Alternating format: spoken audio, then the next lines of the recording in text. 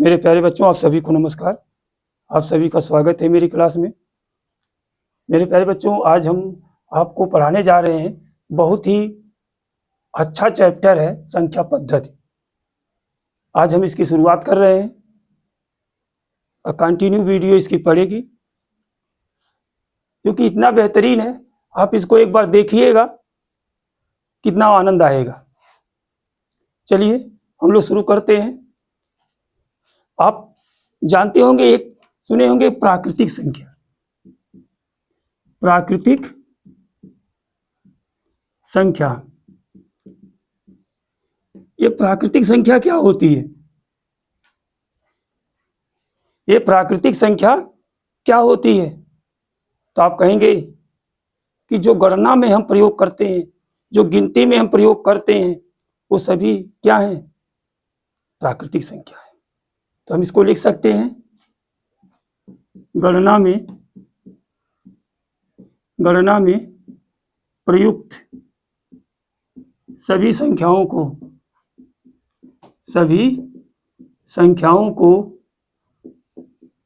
गणना में प्रयुक्त सभी संख्याओं को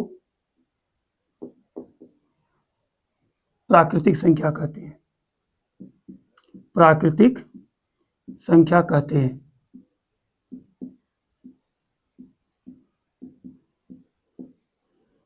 जैसे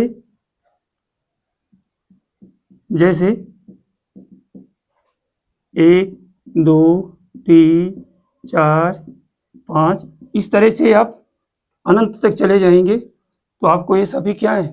प्राकृतिक संख्या है। आई बात समझ में? अब इसकी विशेषता क्या होती है? इसकी विशेषता क्या होती है? कुछ इसकी विशेषता है,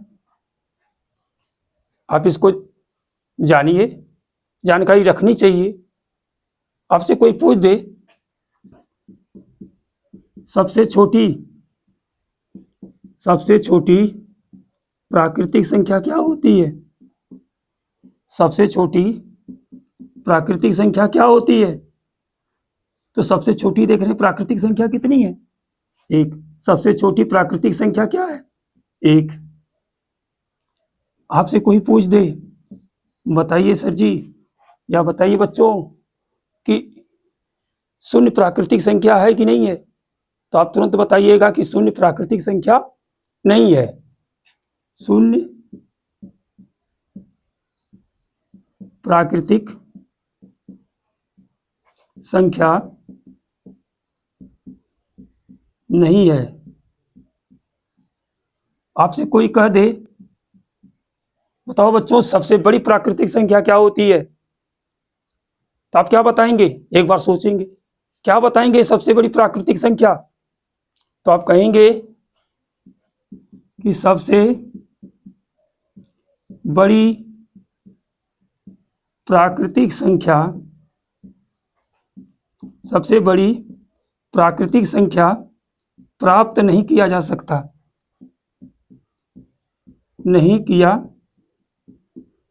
जा सकता। आप कहेंगे ऐसा क्यों? आप कहेंगे ऐसा क्यों सर जी कि प्राकृतिक संख्या सबसे बड़ी नहीं प्राप्त किया जा सकता? तो आप सोचो कि जितना हम कहते जाएंगे, जितनी संख्याएं लिखते जाएंगे, वो सब के सब प्राकृतिक संख्याएं हैं, वो बड़ी होती चली जाएंगी। कितना भी लाख, करोड़, 2 करोड़ में लिखते जाइए, वो बड़ी होती चली जाएंगी। इसलिए सबसे बड़ी प्राकृतिक संख्या हम प्राप्त नहीं कर सकते। सबसे छोटी प्राकृतिक संख्या क्या है? 1। शून्य प्राकृतिक संख्या है? नहीं। सबसे बड़ी प्राकृतिक संख्या नहीं प्राप्त किया जा सकता। आपसे कोई कह दे भिन्न, ये बताइए भिन्न प्राकृतिक संख्या है? नहीं है। करणी में जो संख्याएं लिखी होती हैं, वो बताइए, वो प्राकृतिक संख्याएं हैं? नहीं है। ऋणात्मक संख्याएं बताइए प्राकृतिक संख्या है? बोलिए, भिन्न, करणी, ऋणात्मक संख्याएं प्राकृतिक संख्या नहीं है। प्राकृतिक संख्या नहीं है। आई बात समझ में? तो भिन्न कर्णी ऋणात्मक संख्याएं ये प्राकृतिक संख्या नहीं होती है। आई बात समझ में? ये है भैया आपकी प्राकृतिक संख्या। प्राकृतिक संख्या किसे कहते हैं? जो गणना में प्रयुक्त सभी संख्याओं को हम क्या कहते हैं? प्राकृतिक संख्या कहते हैं। जैसे 1 2 3 4 अनंत तक चले जाएंगे। इसकी विशेषता क्या है ये हमने आपको बता दिया। हमें उम्मीद होगी कि आपको समझ में आया होगा। चलिए हम अगली संख्या पे चलते हैं, पूर्ण संख्या। अगली संख्या पे चलते हैं, पूर्ण संख्या। आप सोचिए पूर्ण संख्या क्या होती है? पूर्ण संख्या क्या होती है? बोलिए, तब तक कमेंट में बताइए पूर्ण संख्या क्या होती है?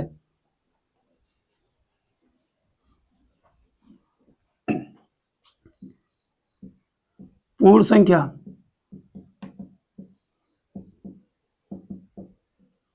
हम कह देंगे, क्या कह सकते हैं पूर्ण संख्या के बारे में, कि जो भी प्राकृतिक संख्याएं हैं उनमें यदि शून्य को हम शामिल कर लें, शून्य को सम्मिलित कर लिया जाए तो क्या हो जाएगी? प्राकृतिक संख्या हो जाए, पूर्ण संख्या हो जाएगी। यानी शून्य को हम क्या कर लें? प्राकृतिक संख्या में शामिल कर लें तो आपकी क्या हो जाएंगी?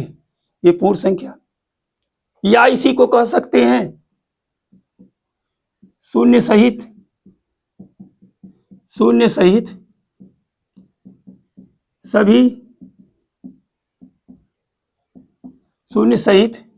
सभी प्राकृतिक संख्याओं को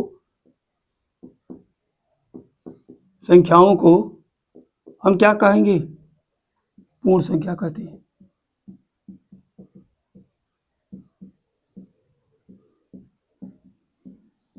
इससे तात्पर्य यही आपका निकला कि प्राकृतिक संख्याओं में शून्य को शामिल कर ले तो क्या हो जाएंगी? पूर्ण संख्या हो जाएंगी। आई बात समझ में? जैसे 0 1 2 3 4 इस तरह से अनंत तक चले जाएंगे। अब इसकी कुछ विशेषता है। अब इस पूर्ण संख्या की कुछ विशेषता है। क्या विशेषता है? आपसे पूछा जाएगा कि सबसे छोटी पूर्ण संख्या क्या है? सबसे छोटी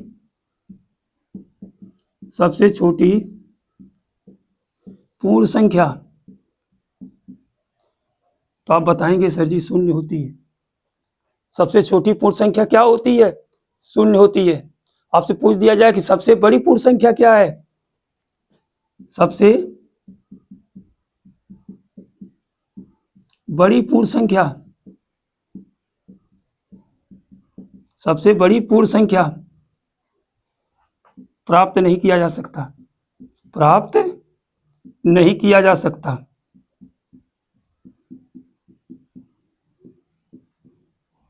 आई बात समझ में? तो हो गई पूर्ण संख्या आपकी हो गई। आई बात समझ में? चलिए हम पूर्णांक देखते हैं। पूर्णांक क्या होता है?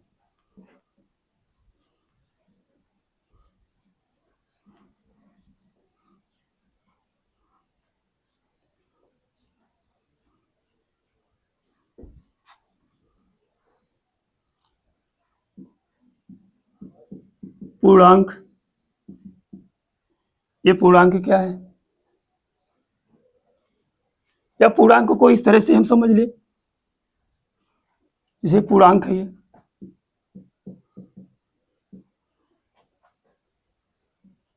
तीन पार्ट बना ले इसका। आई बात समझ में? तो ये है क्या आपका धनात्मक पूर्णांक।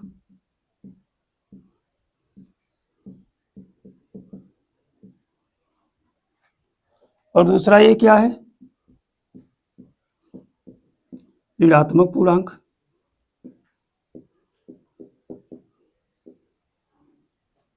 और ये आपका क्या है? शून्य। अर्थात समझ गए होंगे पूर्णांक क्या है। यानी सभी धनात्मक पूर्णांक, शून्य और ऋणात्मक पूर्णांक को अगर हम शामिल कर लें तो हमारा क्या होगा? पूर्णांक होगा। आई बात समझ में? तो धनात्मक पूर्णांक क्या होगा? 1 2 3 4 इस तरह से अनंत तक जाएंगे तो ये हमारा क्या है? धनात्मक पूर्णांक है। आई बात समझ में? तो ये धनात्मक पूर्णांक ये जो है इन्हीं को हम क्या कहते हैं? प्राकृतिक संख्या कहते हैं। प्राकृतिक संख्या कहते हैं। यानी यही जो धनात्मक पूर्णांक है ये सभी यही क्या है? प्राकृतिक संख्या है। आई बात समझ में? ये ऋणात्मक पूर्णांक जैसे -1 -2 -3 इस तरह से हम अनंत तक चले जाएंगे तो ये हमारा क्या है? ऋणात्मक पूर्णांक है। आई बात समझ में? ये शून्य क्या है? ये पूर्णांक है। शून्य क्या है? ये पूर्णांक है। लेकिन देखिए शून्य को न तो हम धनात्मक के अंतर्गत रखे न तो किसके अंतर्गत रखे? ऋणात्मक के अंतर्गत रखे। आई बात समझ में? तो हम कह सकते हैं कि जो शून्य न तो धनात्मक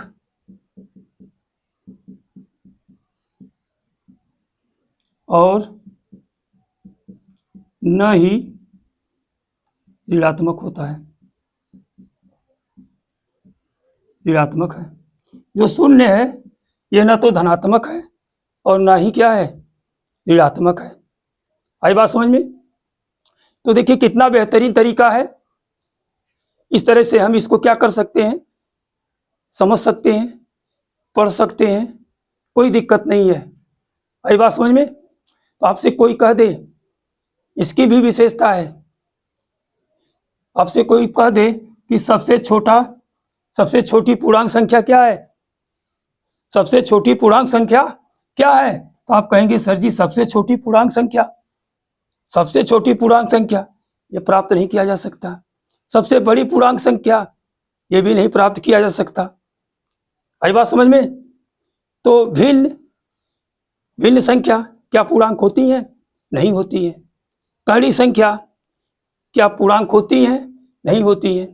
तो विशेषताओं को अगर लिखना चाहें तो हम लिख सकते हैं नंबर 1 सबसे छोटी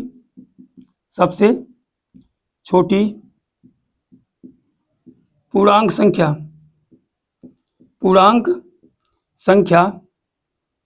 क्या हम प्राप्त कर सकते हैं? नहीं प्राप्त कर सकते।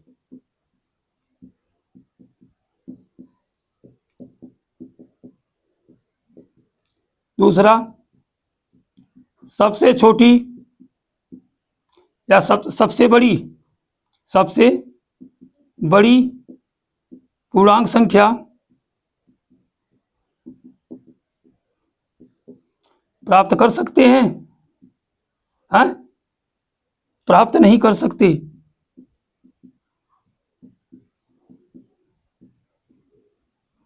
तीसरी विशेषता भिन्न संख्या होती है, यानी जो भिन्न संख्या है कर्णी वाली जो संख्याएं होती हैं, कर्णी संख्या ये सब बताइए पूर्णांक है? तो आप कहेंगे पूर्णांक नहीं है। कितना बेहतरीन तरीका। हमें उम्मीद होगी कि आपको समझ में आया होगा। अब यहीं से हम अगली वीडियो अगले दिन हम जो चालू करेंगे। आपको समझ में आया है तो इसको लाइक करिए, सब्सक्राइब करिए और शेयर करिए। धन्यवाद।